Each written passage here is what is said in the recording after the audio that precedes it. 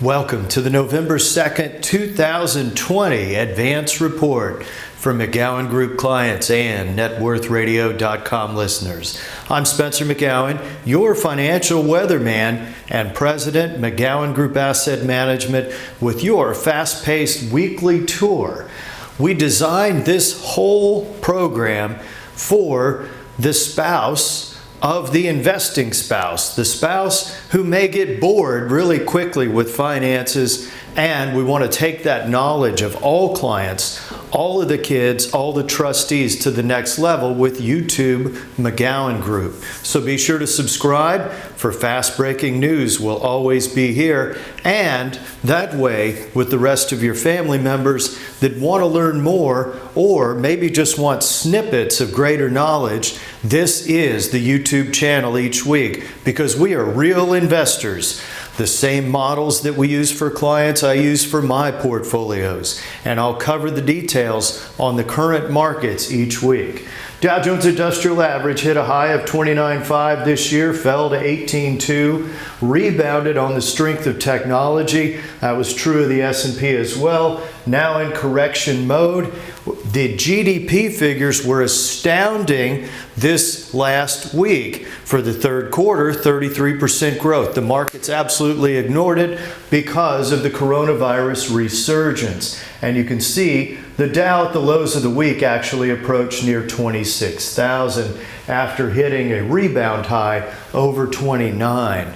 What about this resurgence? Well, there's a few developments that I wanted to cover. Let's look at GDP first, then we'll get to the resurgence in the coronavirus, number of daily cases, about 90,000 for the first time, which is a big spike.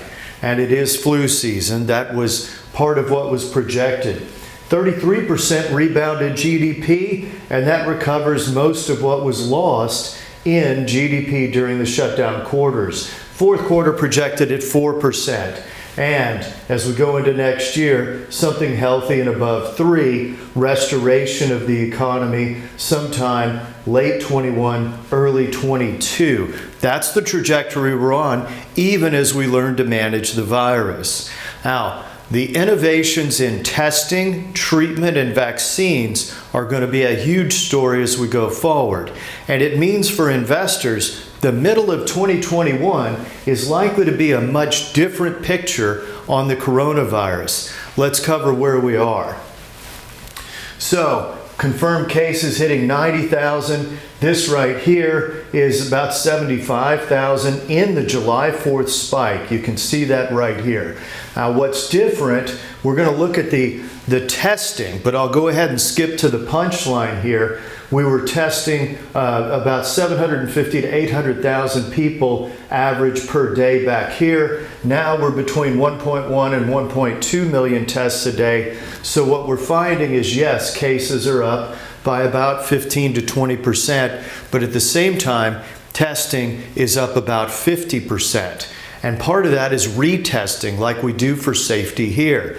Medek, M-E-D-E-K, you need to know about that company, MedicHealth.com. They have a test like a pregnancy test. You can do it yourself. And we already ordered the antibody test for the office. Their antigen active case test also coming out. For the differences, go to MedicHealth.com and they can show you. But we pay about 25 bucks a kit, handy to have around the office to ensure safe operations. Our company, McGowan Group, ready to serve clients both by Zoom meetings and in office safely. And part of that is testing. And you're going to see that testing rate easily go above 2 million people a day and sustain that based upon the trends that we're on. And this is the testing data right here. Back here, we're looking at something around 750,000 tests. Back at the beginning of the year, obviously there were no tests. In the April surge, what we saw was about 150,000 tests a day, and we'll very quickly be at 10 times that number of tests per day as it rolls out easier and more rapid results.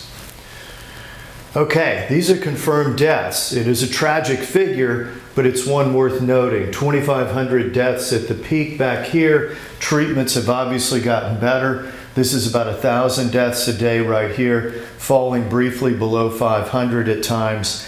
And the question being, how effective are the treatments? This says, even though there are more cases, the lethality of the virus has been diminished. And our doctor clients are confirming the innovations that are happening to contain the virus and allowing companies to get back to business as usual. Healthcare sector. AbbVie, one of the biomedical giants, actually reported a 21% gain in profits and a 52% gain in revenue. This sector is actually seeing across the board, whether they have a vaccine or not, but there's 300 different treatments in process. The companies in the biomedical field and the treatment field reporting record results. And what this chart tells us, yes, it did correct this week, but it looks as if after a bear market that goes back to 2016 for some of these companies, the healthcare sector underpriced relative to traditional technology. Medical technology could be one of the bright spots of 2021. Natural gas, well, we're looking at $3.34 per million BTUs, the highest price since January of 2019. Natural gas, according to the EIA figures, our own Harrison Smith grabbing the figures this week, natural gas demand exceeding supply for the first time since the pandemic, and that's reflected here in this price. We're also seeing that the pipelines, the natural gas pipelines, back to normal operations already, oil likely between now and August. Now, one of the figures that came out just on the last energy infrastructure side to that, Phillips Petroleum, more exploration, production, refining, lost money in the most recent quarter, and profits over at the pipeline company, Phillips 66 Pipeline Partners, was restored to within 10% of last year or close to it. So we're seeing those come back in. What's this? Gold, by the way, wilted this week, back well below 1,900 towards 1,800 per troy ounce, whereas Bitcoin at 13,800. We've got a section that we talk about the digital currencies and the future of global finance, what it means for the dollar. It's a potential 20% drop in the dollar over the next year or two. And Alex and I cover that at networthradio.com. That's also where you can fill out the preliminary client questionnaire. And all clients that we have become aware of the Zoom meetings and our mastery of that, so we can walk you through all the accounting and the research right there in the Zoom meeting. It also makes it easy to do a new planning appointment with us. Dunkin' Brands. This is just a quick, great investment story. If you remember back when Krispy Kreme came out, that was a huge IPO, about $200 a share at the peak, went all the way to $2 and was finally taken private at about $21. During that same decade, Dunkin' Brands, Dunkin' Donuts was bought, taken private in the competition, and its price declined with Krispy Kreme taking a big part of their market share. Carlyle came in, bought Dunkin'. They already owned Peet's Coffee. Then, just to make sure you could get diabetes all day, they put Baskin Robbins in there too. And the combination, the franchisees loved it, and it saved the franchise. And boom, they took it public, about $20. Look at a pretty good success story here. 105, they're in talks to get taken over by Inspire Brands, that's Jimmy John's. And look at that, boom. They're going to combine there, it'll come off of the market, but this is a great success story on corporate innovation, unlike the Krispy Kreme story. So, what you pay matters, valuation matters, and for more on the best sectors and what we'd like for 2021, get to networthradio.com, or better yet, fill out your preliminary client questionnaire and update your plan for 2021. The election, well, that's going to be a thing of the past after a few legal battles in November, we hope. But in any case, the markets will move to overreaction in preparation for the election into a completely different phase, and we'll be right here each and every week. Thanks for tuning in. Thank you for tuning in to our YouTube channel. I'm Spencer McGowan, President, McGowan Group, your financial weatherman. We sponsor each week networthradio.com broadcast that has the charts and graphs, many of which you saw today. We also sponsor this YouTube channel. Be sure to subscribe for fast-breaking news, an alert when we post something in a market condition that may have changed. Our goal is to help you as an investor make the right decisions at the right time. And that's part of what this YouTube channel is about, as well as networthradio.com. I am well served with a team of 10 people, including myself. And that team that cares is actually made up of people who devoted to your net profits and your success, as well as excellence in service.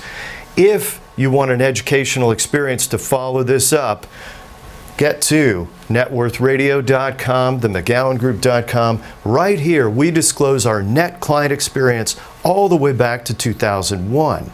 What that includes, the bear market cycles of 02, 08, 2018, and the recoveries through the most recent quarter. That is true education of investors and exactly how our clients have done, disclosed right here. Further disclosures, value at risk of loss. Yes, investments are going to fluctuate. That's part of the reason for this broadcast. And that can actually work to your advantage.